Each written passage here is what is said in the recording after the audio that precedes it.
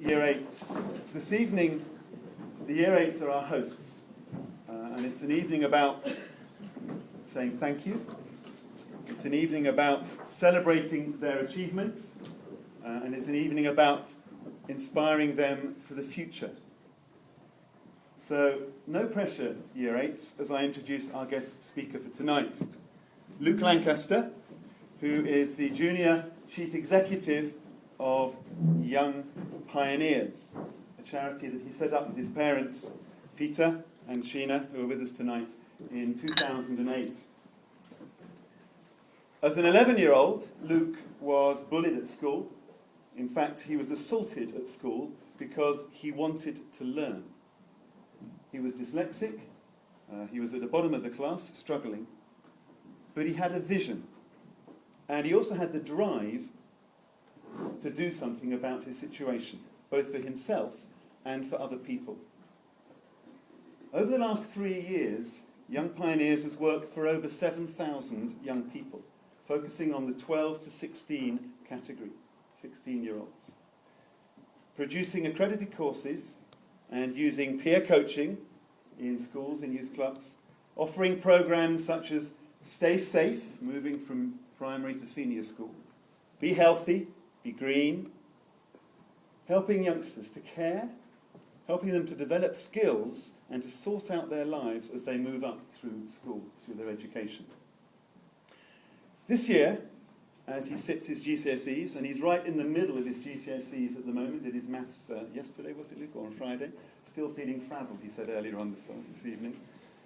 He's actually launched a new modular program within Young Pioneers called Tomorrow's Leaders, alongside a target to raise £5 million in order to fund 300 free place scholarships per year.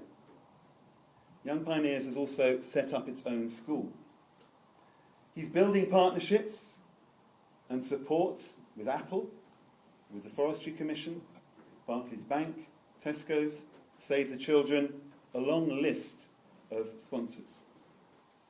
Our guest speaker, Luke, is 15 years old. He was voted Young People and Children's Champion last autumn for Great Britain, and he is the youngest voluntary sector chief executive in the country. Year 8, ladies and gentlemen, would you please welcome Luke Lancaster.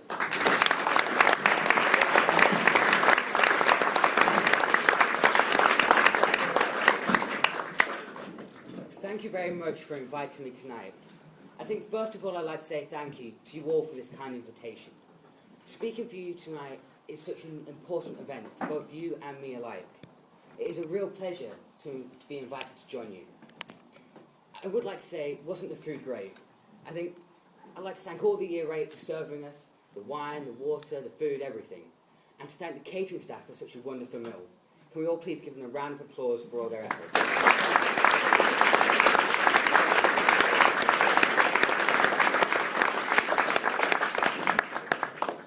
I did ask your headmaster how long I should speak for this evening. He said, speak for as long as you like. Well, I know I'm going home at 10.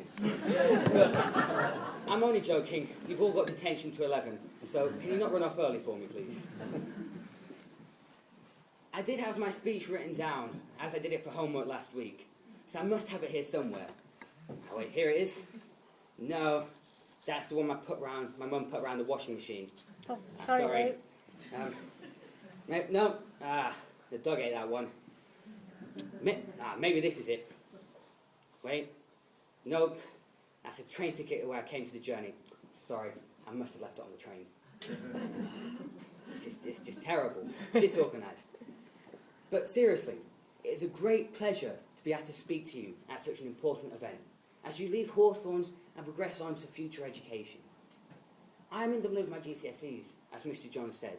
I did my maths last Friday, and I'm doing my geography this Tuesday.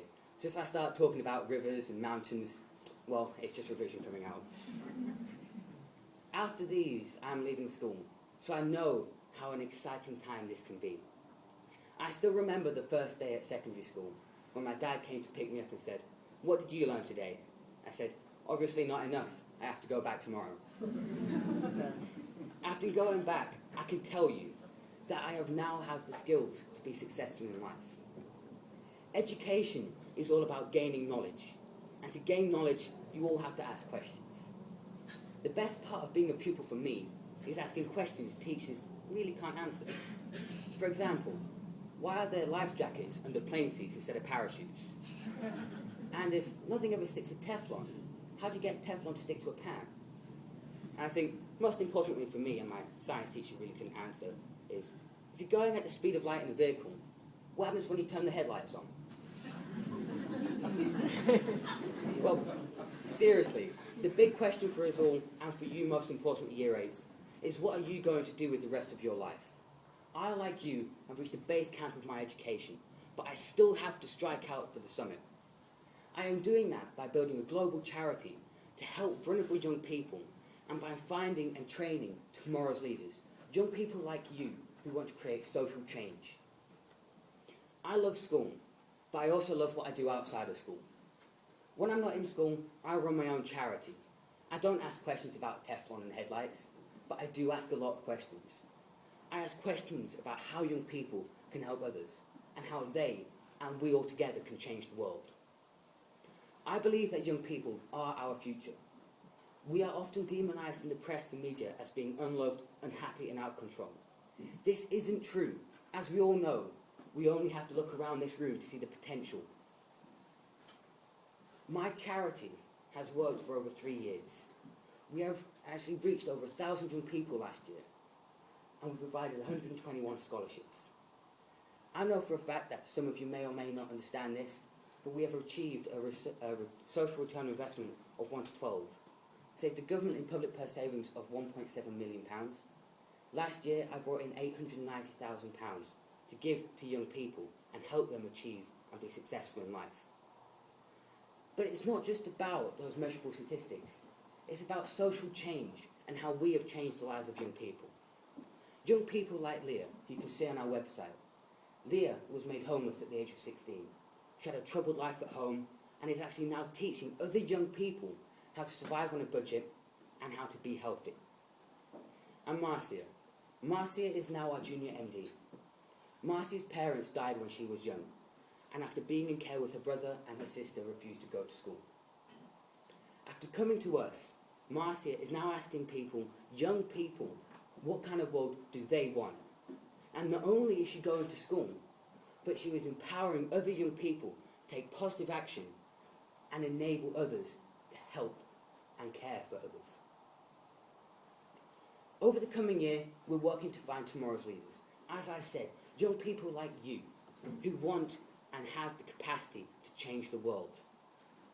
We will be supporting these young people like yourselves by providing accredited leadership training so they can become social entrepreneurs and build a better world for other young people. Let me give you one example from one of our young people. We're trying to do a thing called Collect a Can. I want you all to raise your hands if you drink cans of Coke, lemonade. Come on, raise your hands. That includes parents and teachers. Right. From September, if you save those cans, 1p of that can, which is its worth, will go towards education for vulnerable and disengaged young people, to re-engage them and help them be successful in life. We're trying to find new and innovative ways to help young people. Leaving school and moving forward in life is never easy. There will be lots of challenges, both academic and social. When I was bullied in school and decided to start my charity, it was a new challenge. It was massively difficult. I was in bottom sets of it for English, maths, because of my dyslexia. I was bullied because I was tongue-tied, I was overweight, and because I told a teacher that I wanted to learn. Other young people didn't like that message.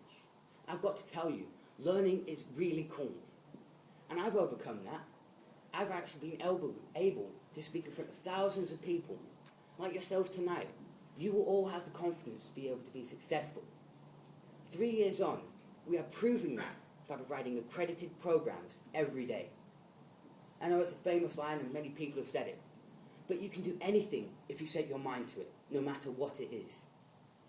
Our message to charity is very simple. It's cool to care. It's cool to care for yourselves, for others, and for the environment. I know that this is a message that is close to your hearts too, as our school motto is love God and love thy neighbour. But what does that mean as you progress to new schools? I think it means to build on the foundations of what you have been taught at Hawthorns, to care for others and have a clear vision for what you want to achieve in the future. When I think about what I want to do in the future, I want a charity that provides free education to all young people around the world. I want young people to have the skills to lead and create social change. Like many of you, I want to go to university, but I also want to come back and lead my charity, to inspire others to do good and care for others. It's not easy balancing what you do in school, and it's not easy giving up time to help others, but I'm sure it's a challenge that you will all embrace. As I look around this room, I don't see school children. I see tomorrow's leaders. I see doctors. I see surgeons. I see teachers. I see entrepreneurs. We all have the power to do something. All we have to do is set our minds to it. This school has given you a strong foundation on which to build a bright future. Now you must seize the opportunity to make your mark in the world. It's difficult for young people often to be heard or taken seriously. I know this from experience. When I stand in company boardrooms, they always have to look at me twice, because I'm only 15 years old. But if you persevere and have faith, you can achieve great things. As the Chinese philosopher once said, it's better to light a candle than curse the darkness. I firmly believe that, because every little action we take has a tremendous impact. If we all work together, that impact will be spectacular. I want to ask you one question, and that is, what kind of world do you want for young people? We all have the potential to change the world. My message to you is a simple one. Love God and love thy neighbour. And remember, your dream is just a reality waiting to happen. Before I end, I would like to raise a toast to all of the Year 8s here. I would like to first of all say thank you again, and I wish you all the luck in your future.